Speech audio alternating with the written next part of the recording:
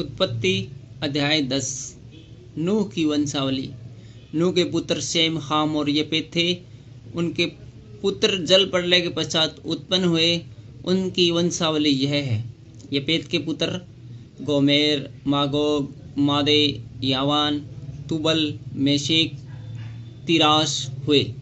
Gomer के पुत्र अस्कंज, रिप्पत और तोगरमा हुए। और यावान के वंश में एलिसा और तरसीस और कित्ती और दोदानी लोग हुए।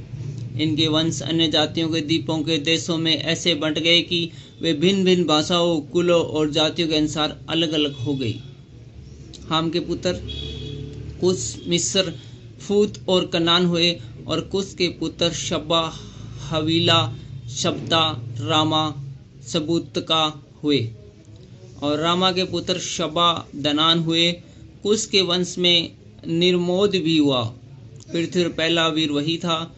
वह यहोवा की दृष्टि में पराक्रमी, शिकार खेलने वाला ठहरा। इससे यह कहावत चली है, निम्रोद के समान यहोवा की दृष्टि में पराक्रमी, शिकार खेलने वाला। उसके राज्य का आरंभ शिनार देश में बेबीलोन, एरेक, एकद, कलने से हुआ।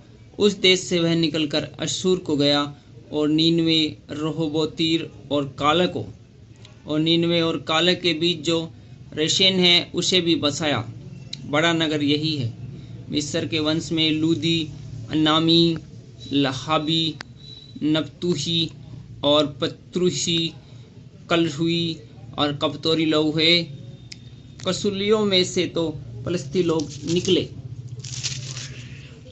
कन्नान के वंश में उसका ज्येष्ठ पुत्र शिदोन, तबहित, यबूशी, एमोरी, गिरगाशी, हिवी, अर्की, शिनी, अरविदी, समारी और हमाती लोग भी हुए।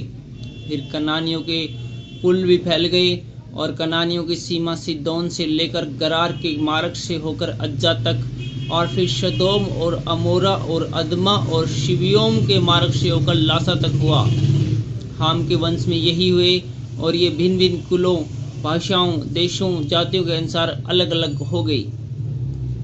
सेम जो शब एबेर वंशों का मूल पुरुष हुआ और जो यपेत का ज्येष्ठ भाई था, उसके भी पुत्र उत्पन्न हुए। शेम के पुत्र एलाम, अशूर, अर्पक्षद, लूद और आराम हुए। आराम के पुत्र ऊश, हुल, गेतेर और मश्या हुए। और अर्पक्षद ने शेले को और शेले ने एबोर को जन्म दिया। और एबेर के दो पुत्र उत्पन्न हुए। एक का नाम पेलेग इस कारण रखा गया कि उनके दिनों में पृथ्वी बंट गई। और उसके भाई का नाम योक्तान था।